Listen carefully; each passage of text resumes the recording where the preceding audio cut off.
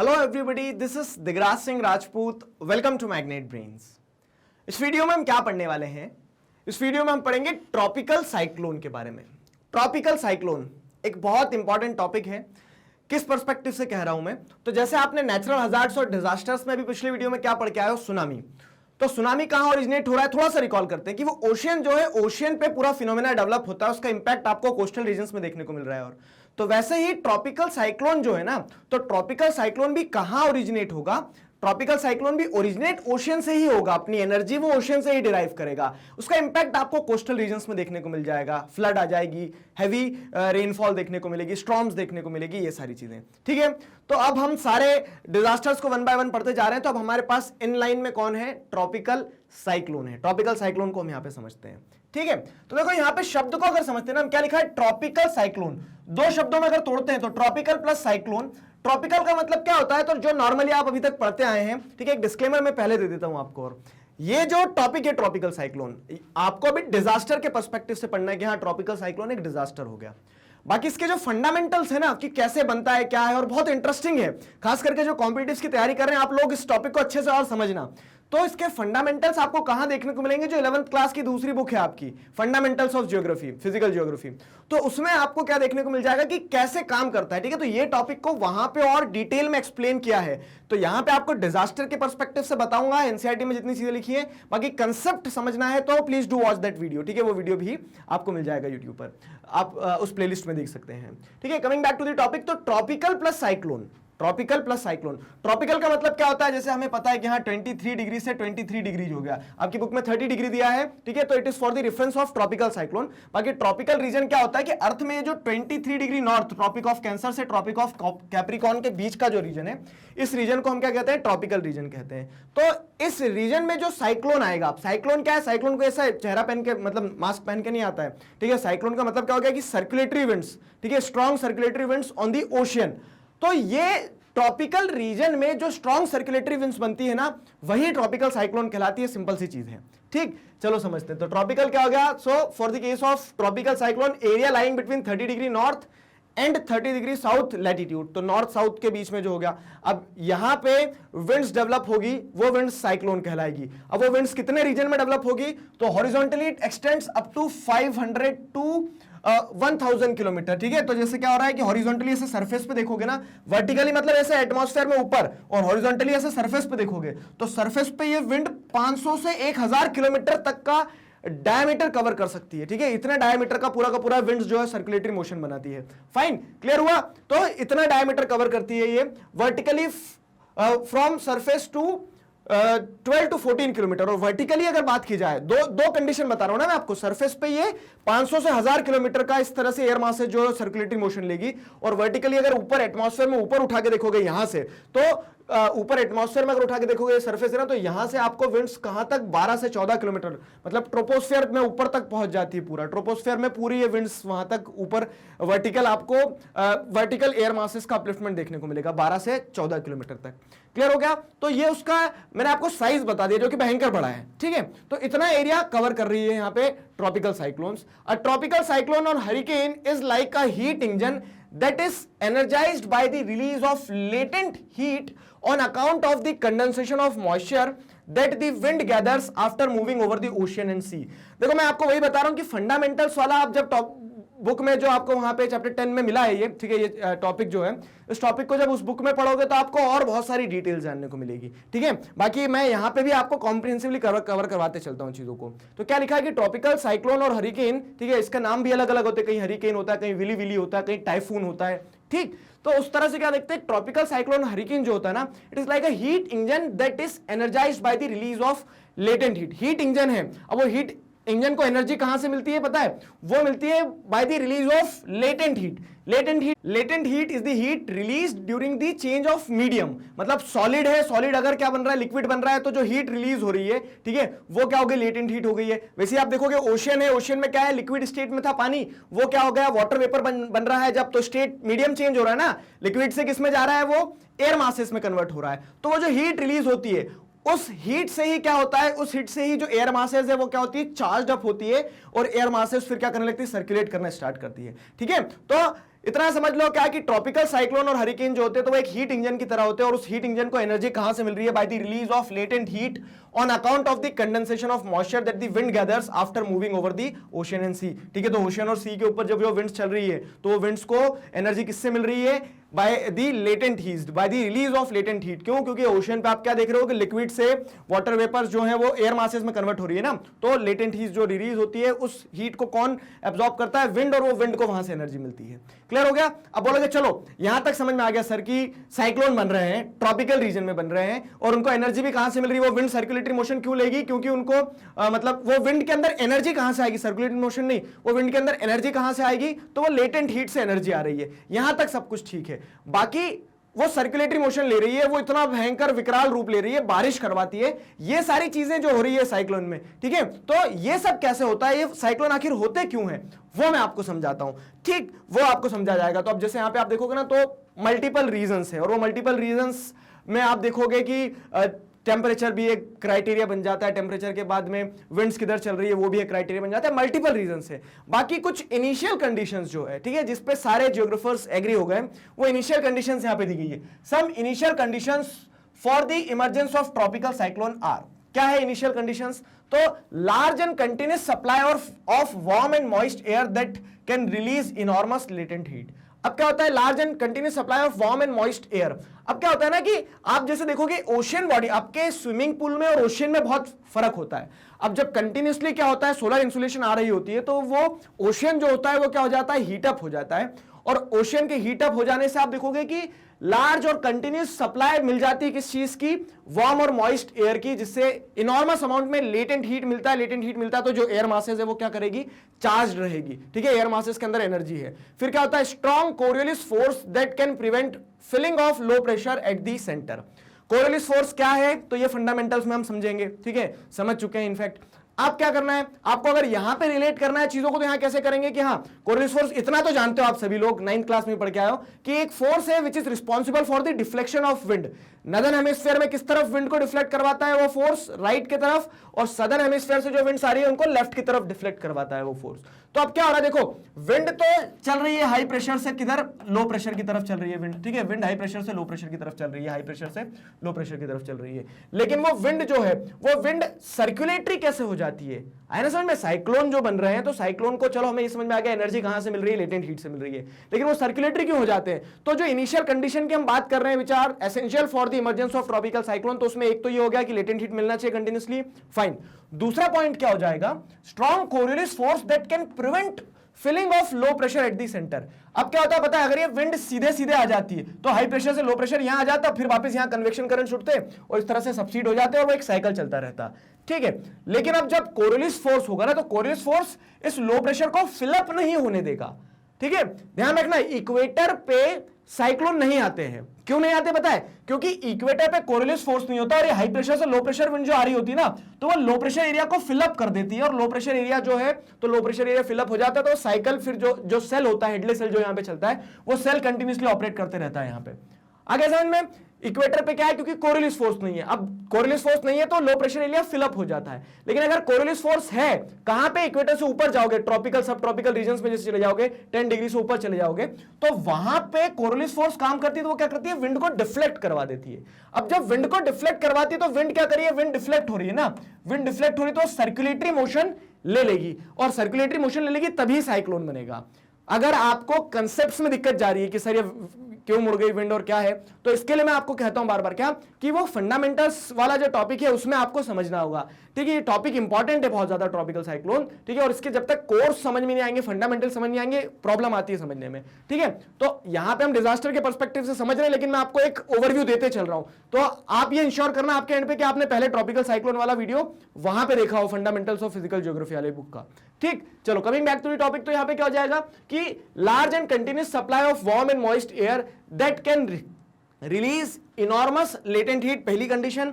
दूसरी कंडीशन क्या है, strong Coriolis force that can prevent filling of low pressure at the centre. तो अब साइक्लोन को जैसे अगर आप देखोगे तो साइक्लोन में क्या है, साइक्लोन में सेंटर में लो प्रेशर रहता है। स्ट्रक्चर जैसे हम देखेंगे ना तो स्ट्रक्चर ऐसा रहता है कि ये सर्कुलेटरी विंड्स रहती है और ये सर्कुलेटरी विंड्स का जो सेंटर रहता है, आई वाला जो रीजन रहता है, तो यहाँ पे लो प्रेशर रहता है, कन्वेक्शनल करंट्स ऊपर उठ रहे होते हैं। अब कोरियोलिस फोर्स अगर नहीं होता ना तो वो विंड आती और ये लो प्रेशर एरिया को फिल कर देती और ये सर्कुलेटरी विंड्स नहीं बन पाती। आया समझ में? तो इस तरह से क्या है कि कोरियोलिस फोर्स का होना भी बहुत ज्यादा जरूरी है फॉर ट्रॉपिकल साइक्लोन। क्लियर हुआ? ठीक है, तो absence of Coriolis force near the equator prohibits the formation of tropical cyclone between 0 to 5 degree latitude. मैंने वही बताया, क्योंकि इक्वेटर पे क्या होता है, कोरियोलिस फोर्स नहीं होता है। क्यों नहीं होता है? Go to the fundamentals of physical geography, ठीक है, उस बुक में आपको समझ में आ जाएगा। ठीक है, तो इक्वेटर पे क्या होता है कि कोरियोलिस फोर्स काम नहीं कर रहा होता है, इस चीज ध्यान रखना। इस कारण से क्या होता है, इक्वेटर पे ट्रॉपिकल साइक्लोन कभी नहीं आते हैं। ठीक, ये इंपॉर्टेंट पॉइंट हो गया। फिर unstable condition through the troposphere that creates local disturbances around which a cyclone develops. अब क्या होता है कि ट्रोपोस्फेयर जो है, ठीक है, ट्रोपोस्फेयर मतलब क्या है, तो आप स्ट्रक्चर ऑफ एटमॉस्फेयर जब पढ़ते हो, ये भी आपने फंडामेंटल्स ऑफ फिजिकल ज्योग्राफी में पढ़ा है। ठीक है, तो स्ट्रक्चर ऑफ एटमॉस्फेयर जब आप पढ़ते हो ना, तो स्ट्रक्चर ऑफ एटमॉस्फेयर में जैसे आप देखोगे तो जो नीचे वाला स्फीयर है, ठीक है, ट्रोपोस्फेयर जो है, तो ट्रोपोस्फेयर में अनस्टेबल कंडीशन होना चाहिए। अनस्टेबल कंडीशन मतलब क्या, हाई प्रेशर लो प्रेशर होना चाहिए, ताकि विंड्स इधर से उधर भागे, और वो विंड्स जब एक जगह से दूसरी जगह चल रही होगी ना, स्टेबल होगा, काम एटमॉस्फेयर होगा, तो कोई विंड का सर्कुलेटरी मोशन नहीं बनेगा। लेकिन जब अनस्टेबल कंडीशन होगी ट्रोपोस्फेयर में, अलग अलग प्रेशर कंडीशंस होगी, कहीं हाई प्रेशर है कहीं लो प्रेशर है, तभी तो विंड इधर से उधर क्रिस क्रॉस करेगी। ठीक है, तो इस तरह से क्या है, unstable condition through the troposphere that creates local disturbances around which cyclone develops. ठीक है, तो साइक्लोन को डेवलप होने के लिए मतलब डिस्टर्बेंसेस क्या हो जाती है, एक प्री कंडीशन हो जाती है। ठीक, अगला इंपॉर्टेंट पॉइंट क्या है, finally absence of strong vertical wind wedge which disturbs the vertical transport of latent heat। अब देखो विंड वेज क्या है, आपको फिर से एक बार थोड़ा सा विजुअलाइज करना होगा यहाँ पे। ठीक, यहाँ पे मैं आपको समझाता हूं कि ये एक तरह से क्या हो रहा है, आप देखोगे तो लो प्रेशर के कारण जब ओशन जो रहता है हीट अप हो जाता है, लो प्रेशर के कारण विंड जो है, ठीक है, ये अनस्टेबल कंडीशन है। यहाँ पे विंड जो है तो क्या करने लगती है, वर्टिकली राइज करने लगती है। ठीक है, विंड वर्टिकली राइज करने लगती है, कोरियोलिस फोर्स काम करता है, सर्कुलेटरी मोशन होने लगता है, सर्कुलेटरी मोशन होने लगता है। अब अगर मान लो कि यहाँ पे वर्टिकल विंड वेज होता, मतलब वर्टिकली क्या होती है, विंड यहाँ पे रोक के रख, मतलब यहाँ पे वर्टिकली विंड्स होती इस तरह से। वर्टिकल विंड वेज होने का मतलब ये कि वर्टिकल विंड्स अगर ऊपर होती ना, तो नीचे से जो एयर मासेस राइज कर रही थी वो एयर मासेस ऊपर जाती नहीं, और नीचे से एयर मासेस जो राइज कर रही थी ऊपर जाती नहीं। तो इसके कारण क्या हो जाता, इसके कारण आप देखते हैं यहाँ पे मतलब प्रॉब्लमेटिक सिचुएशन हो जाती कि विंड को वर्टिकल विंड वेज ऑब्स्ट्रैक्ट कर रहा होता और उस कारण से साइक्लोन नहीं बन पाता। ठीक है, वो विंड जो है और ऊपर नहीं उठ पाती, साइक्लोन बनने की प्रोसेस वहीं पे खत्म हो जाती है। तो फाइनली जब क्या होता है कि इस तरह का कोई वर्टिकल विंड वेज नहीं होता, ये नहीं होता है। जब वर्टिकल विंड वेज नहीं होता ना, तो खुला आसमान मिलता है ऊपर विंड्स को, तो विंड्स और ऊपर जाती, सर्कुलेटरी मोशन लेते हुए शक्तिमान की तरह। ठीक है, तो इस तरह से क्या होता है कि इस तरह से आप जैसे देखोगे तो absence of vertical wind wedge भी बहुत इंपॉर्टेंट है। ठीक है, तो अगर वर्टिकल विंड वेज होता तो वो क्या कर देता, vertical transport of latent heat को डिस्टर्ब कर सकता था, लेकिन नहीं होता है, तभी साइक्लोन बनता है। तो ये इनिशियल कंडीशंस थी ट्रॉपिकल साइक्लोन की। आई होप आपको इतना समझ में आया कि ट्रॉपिकल साइक्लोन्स की इनिशियल कंडीशन क्या है। अब यहां से आपको क्या समझना है कि स्ट्रक्चर कैसा होता है। ठीक है, स्ट्रक्चर कैसा होता है तो इन इमेजेस के थ्रू थोड़ा सा समझने की कोशिश। तो यहां पर वो जो इनिशियल कैरेक्टरिस्टिक्स के हिसाब से अगर देखोगे तो वही चीज बताई जा रही है कि एयर मासेस ऊपर उठती है, कोरियोलिस फोर्स के कारण क्या होता है, सर्कुलेटरी मोशन लेती है, और साइक्लोन जो आते हैं तो बारिश होती है ना, तो वो सर्कुलेटरी मोशन के साथ साथ में क्या है, यहाँ पे डेंस क्लाउड्स फॉर्मेशन देखने को मिलती है। और क्लाउड्स हैं, ठीक है, अब बादल है, पानी है, बारिश है, वो सारी कहानी रहेगी यहाँ पे। फाइन, अगर स्ट्रक्चर को स्पेसिफिकली पढ़े अगर हम ट्रॉपिकल साइक्लोन के, तो स्ट्रक्चर ऑफ ट्रॉपिकल साइक्लोन क्या है कि tropical cyclones are characterized by large pressure gradients. ये प्रेशर ग्रेडियंट वाली कहानी क्या है, प्रेशर ग्रेडियंट वाली कहानी को अच्छे से समझना। देखो कि आइसोबार्स होते हैं, ठीक है, आइसोबार्स होते हैं जो बताते हैं कि हाँ यहाँ पे क्या है, 1000 मिलीबार का प्रेशर है। ठीक है, यहाँ पे क्या है, 900 मिलीबार का प्रेशर है। तो अब क्या होगा कि प्रेशर इधर ज्यादा, हाई प्रेशर लो प्रेशर, इधर से इधर विंड चलेगी।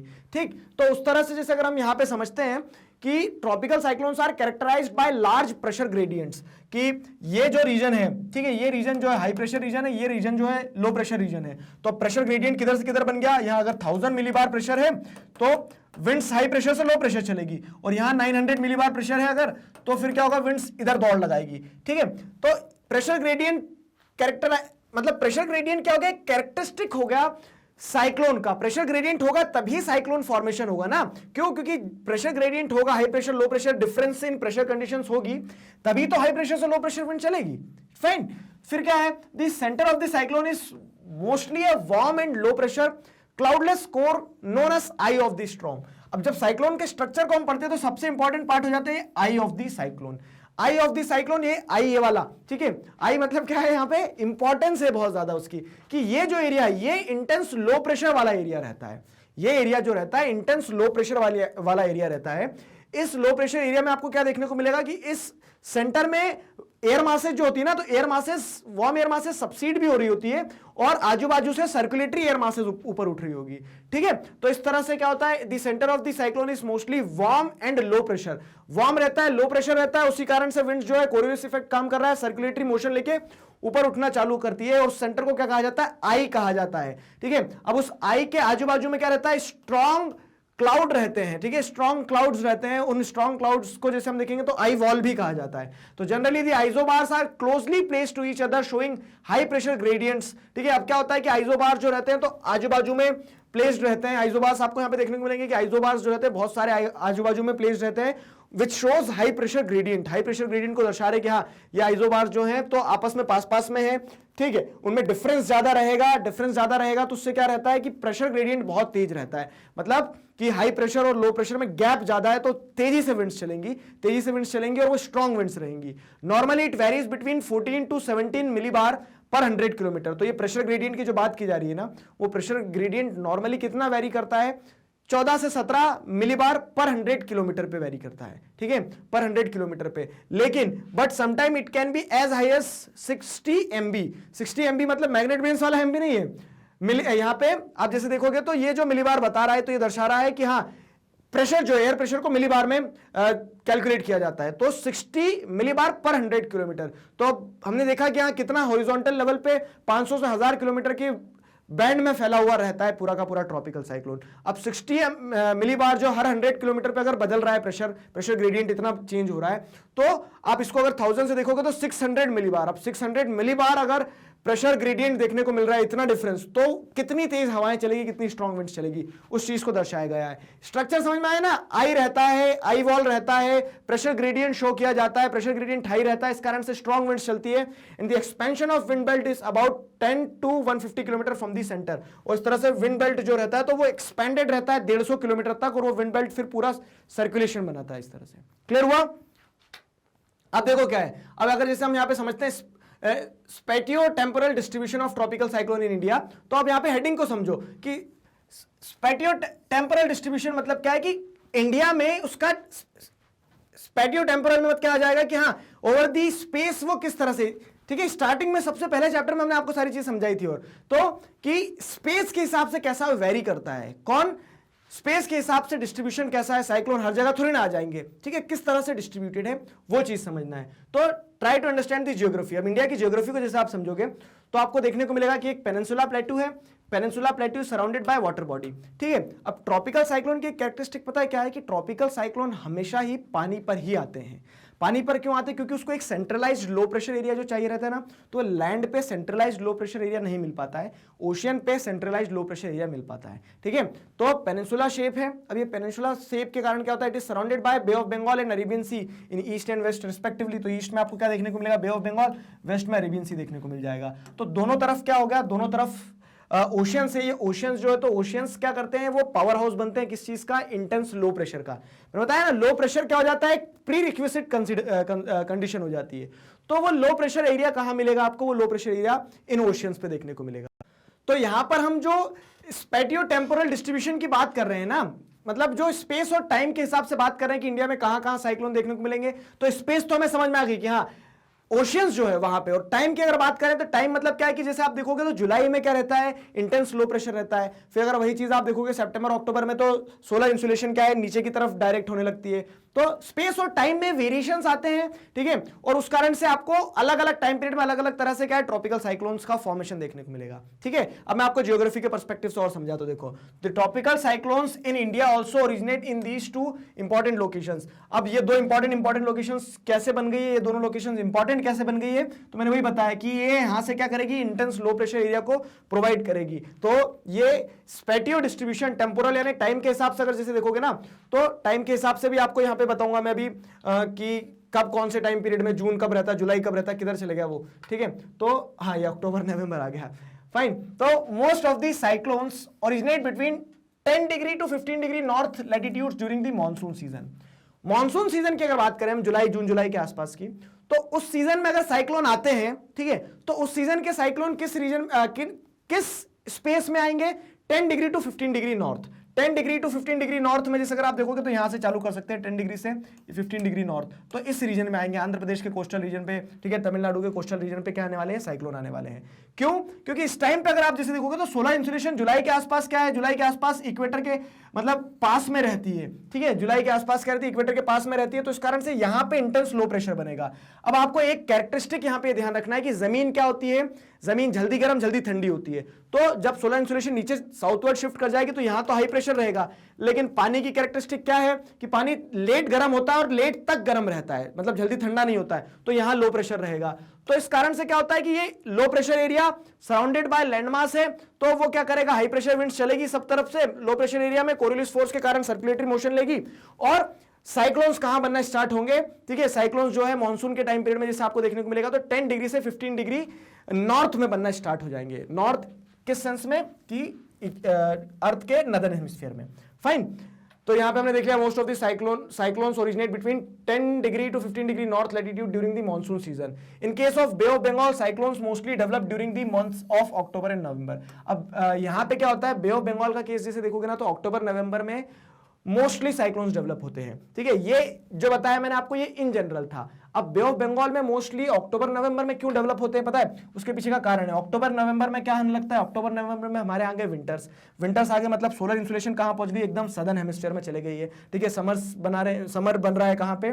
ऑस्ट्रेलिया में, ठीक है, सदर्न हेमिस्फीयर में। ऊपर अगर आप जैसे देखोगे नदर्न हेमिस्फीयर में, यहां क्या केस होगा कि जमीन पे तो इंटेंस हाई प्रेशर बन जाएगा, जमीन बहुत जल्दी ठंडी होती है, लेकिन समुद्र पे इंटेंस हाई प्रेशर नहीं बनेगा, समुद्र रिलेटिवली गर्म रहेगा, लो प्रेशर रहेगा। तो अब इंटेंस हाई प्रेशर ग्रेडियंट ज्यादा है, ठीक है, तो intense high pressure low pressure की तरफ मतलब लो प्रेशर जो इस इंटेंस हाई प्रेशर को अट्रैक्ट करेगा, विंड्स आएगी भर के, घूमेगी और साइक्लोन्स बनेंगे। तो इसीलिए हम जैसे देखते हैं ना तो अधिकतर साइक्लोन्स जो है विंटर्स में आते हैं। क्यों आते हैं समझ में आया ना? कारण विंटर्स में क्यों समझ में आते हैं? क्योंकि विंटर्स में कंड्यूसिव इन्वायरमेंट बनती है, low pressure area, intense low pressure area ना कहते हो, हम कहेंगे relative low pressure area on the oceans and intense high pressure on the land surface, और उससे फिर विंड्स जो है तो हाई प्रेशर से लो प्रेशर चलना स्टार्ट होती है, सर्कुलेशन लेगी, साइक्लोन बनेंगे।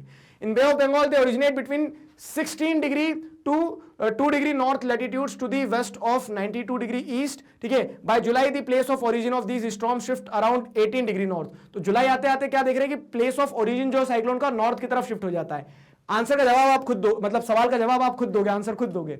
18 डिग्री क्यों शिफ्ट हो जाता है जुलाई आते आते? जुलाई में सोलर इंसुलेशन और ऊपर चले जाती है इंडिया में नदर्न हेमिस्फीयर में, तो उस कारण से क्या होता है कि इनकी जो ओरिजिन की लोकेशन है वो और ऊपर शिफ्ट हो जाती है जुलाई आते आते, ठीक है, सुंदरबन डेल्टा के आसपास। इस तरह से फिर क्या होता है इंडिया में साइक्लोन डेवलप होते हैं। देखो ये सैटेलाइट इमेज है, समझ में आ रहा है ना? ये सर्कुलेटरी विंड जो है तो सैटेलाइट ऊपर जो है सरफेस पे कुछ नहीं घूम रहा है, लेकिन ये क्लाउड्स जो है, ठीक है, मॉइस्चर लेडन क्लाउड्स, इतना पानी है, इतना मॉइस्चर है, तो ये क्या कर रहे हैं? सर्कुलेटरी विंड्स, स्ट्रॉन्ग विंड्स घूमना चालू हो गई। और जब ये लैंडफॉल होगा, इसका लैंडफॉल का मतलब ऐसा है कि ये साइक्लोन अपनी एनर्जी पूरी कहां से ओरिजिनेट कर रहा है, कहां से डिराइव कर रहा है? ओशियन से। अगर ओशियन से हट जाएगा तो वो एनर्जी नहीं मिलेगी, उसे लो प्रेशर नहीं मिलेगा, तो साइक्लोन की डेथ हो जाती है, ठीक है। तो जब वो जमीन पर टकराता है ना, तो जमीन पर टकराता है तो साइक्लोन तो खत्म हो जाएगा। ये जो क्लाउड्स थे, क्लाउड्स क्या करेंगे? भरपूर तरीके से बारिश करेंगे, उसे लैंडफॉल कहा जाता है। ये चीज भी ध्यान रखना। अब कंसिक्वेंसेस क्या होते हैं ट्रॉपिकल साइक्लोन के, ठीक है? कंसिक्वेंसेस ये होते हैं कि एनर्जी जो मिलती है ट्रॉपिकल साइक्लोन को, वो कहां से आती है? अभी बताया, latent heat release by the warm moist air, therefore ocean is the source of energy. तो शक्तिशाली कब तक है ट्रॉपिकल साइक्लोन? जब तक वो ओशियन पे है। वो पुरानी मूवीज वगैरह आती थी ना, तोते की जान, मतलब वो राजा की जान तोते में रहती थी, तो राजा कब तक जिंदा है? जब तक तोता जिंदा है। उसी तरह से ट्रॉपिकल साइक्लोन कब तक है? जब तक वो ओशियन के ऊपर है। ओशियन से जैसे जैसे वो लैंड की तरफ शिफ्ट करेगा, सवाल ये भी आता है कि लैंड की तरफ उसको कौन शिफ्ट करवा रहा है? तो जो प्लैनेटरी विंड्स चलती है, आपको ऐसे ध्यान होगा ना कि प्लैनेटरी विंड्स चलती है ट्रॉपिकल रीजन में, क्या चल रही है? ईस्टर्लीज चल रही होती है, ठीक है, सब ट्रॉपिकल में वेस्टर्लीज। तो वो विंड्स क्या करती है? धक्का के लाती है, ठीक है, वो विंड्स काम कर रही होती है। देखो, एक तो वो जो विंड सर्कुलेशन लोकल लेवल पे बन रहा है वो बन रहा है, प्लैनेटरी विंड्स तो हमेशा हर समय प्लैनेट पे इसी तरह से चलती रहेगी, तो वो क्या करती है, ईस्ट की तरफ धकाती है। तो इस कारण से क्या होता है कि जो tropical cyclone Bay of Bengal में बनते हैं ना, और इसीलिए most of the tropical cyclones Bay of Bengal में ही बनते हैं, क्योंकि उनको विंड्स क्या इधर धका के लाती है ऐसे, ठीक है। यहाँ अरेबियन सी में जो बनेंगे उनको विंड्स उधर आगे धका के ले जाएगी अफ्रीका में, लेकिन कुछ रेयर चांसेस होते हैं जिसमें अरेबियन सी में भी बनते हैं, ठीक है, जिसमें अरेबियन सी में भी बनते हैं ट्रॉपिकल साइक्लोन, ये चीज भी ध्यान रखना, ठीक। तो खैर हम यहां बात करें तो बे ऑफ बंगाल में बना, ये विंड्स ने धक्का के लाएगी और ये क्या होगा, लैंडफॉल देखने को मिलेगा हमें। तो ओशियन के ऊपर है, जब तक तो एनर्जी मिल रही है, ठीक है, तो लेकिन जब जमीन पे आएगा तो क्या हो जाएगा, एनर्जी उसको मिलना खत्म हो जाएगी। तो अगर एनर्जी की बात करें हम, तो hence with the increase in the distance from the see the force of the cyclone decreases. तो अगर वो समुद्र से दूर होते चले जाएगा और समुद्र से दूर होकर कहां जाएगा, जमीन पे, तो उसकी एनर्जी जो है डिक्रीज हो जाएगी, स्पीड डिक्रीज हो जाएगी, लैंडफॉल देखने को मिलेगा। So the coastal area are often struck by severe cyclonic storms with an average velocity of 180 kilometre per hour. Often this results in abnormal rise in the sea level known as storm surge. Storm surge क्या है वो भी समझाता हूं, और इसका consequence समझना कि समुद्र में तो ताकत लेके आया, वो पूरी ताकत से जब कोस्टल रीजन में टकराएगा ना, तब क्या होगा, तब कोस्टल एरियाज जो हैं उन्हें मतलब सफर करना पड़ेगा, ठीक है। जो कह सकते हैं मॉइस्चर उसने कलेक्ट किया था, ठीक है, जो स्ट्रॉम्स उस साइक्लोन के अंदर थी, वो सारा सब कुछ कहां पे उसका इंपैक्ट देखने को मिलेगा, कोस्टल रीजन पे।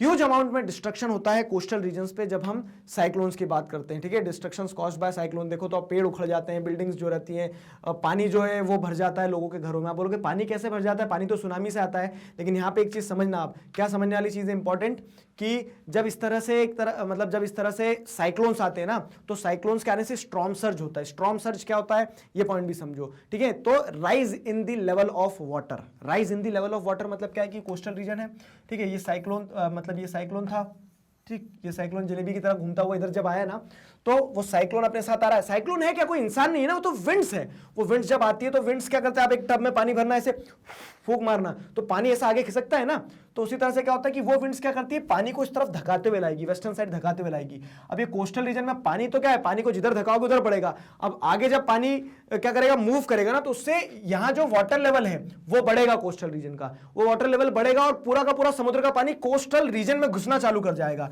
उसे स्टॉर्म सर्ज कहा जाता है, ठीक है। तो rise in the level of water due to the storms, ठीक है, in coastal region is storm surge. और इसका इंपैक्ट क्या होता है, this results in the inundation of human settlements, लोग जहां रह रहे हैं लोगों के घर डूब जाते हैं, एग्रीकल्चरल फील्ड्स सलाइन हो जाती है, समुद्र का पानी आया नमकीन कर गया सब कुछ, वहां खेती नहीं कर सकते हो आप, पूरी सॉइल को क्या कर दिया, सलाइन कर दिया, एग्रीकल्चरल फील्ड्स डूब जाती है, क्रॉप्स डैमेज हो जाती है, destruction of the structures created by human beings. तो हमने जो रोड बनाए हैं, बिजली के खंबे लगाए हैं, सब कुछ डिस्ट्रक्ट हो जाता है। तो this was all about tropical cyclone as a disaster, ठीक है। हम्बल रिमाइंडर फिर से एक बार और कि इसके फंडामेंटल्स को जरूर देखना। फंडामेंटल्स ऑफ फिजिकल ज्योग्राफी में चैप्टर 10 में आपको टॉपिक मिलेगा ट्रॉपिकल साइक्लोन, वहां आपको और फंडामेंटल्स क्लियर हो जाएंगे। इससे पहले वाले और जो टॉपिक्स हैं तो पूरा चैप्टर देखोगे तो आपको ये कोरियोलिस फोर्स वगैरह ये भी समझ में आ जाएगा। क्लियर है? So with this we come to an end of this topic. I hope you enjoyed it. आपको सारी चीजें समझ में आई है। किसी प्रकार का डाउट है, feel free to ask in comment section. अगला डिजास्टर जो होगा हमारा फ्लड्स। सभी पानी से जुड़े हुए डिजास्टर पढ़ रहे हैं। सुनामी पढ़ लिया, ट्रॉपिकल साइक्लोन पढ़ लिया, अब फ्लड्स के बारे में पढ़ेंगे हम इसी तरह से। मैग्नेट ब्रेन्स पर क्लास 4th से क्लास 12 तक इसी तरह से सभी सब्जेक्ट्स, चैप्टर्स, टॉपिक, सब टॉपिक, सब कुछ सिस्टमैटिक वे में वीडियो लेक्चर्स के फॉर्मेट में अवेलेबल हैं, जिन्हें आप बहुत आसानी से देख सकते हैं, पढ़ सकते हैं, घर बैठे अपना सिलेबस कंप्लीट कर सकते हैं। अपने जूनियर्स और सीनियर्स को जरूर बताइए मैग्नेट ब्रेन्स के बारे में। मिलते हैं नेक्स्ट वीडियो में। Till then stay connected, keep learning. Thank you.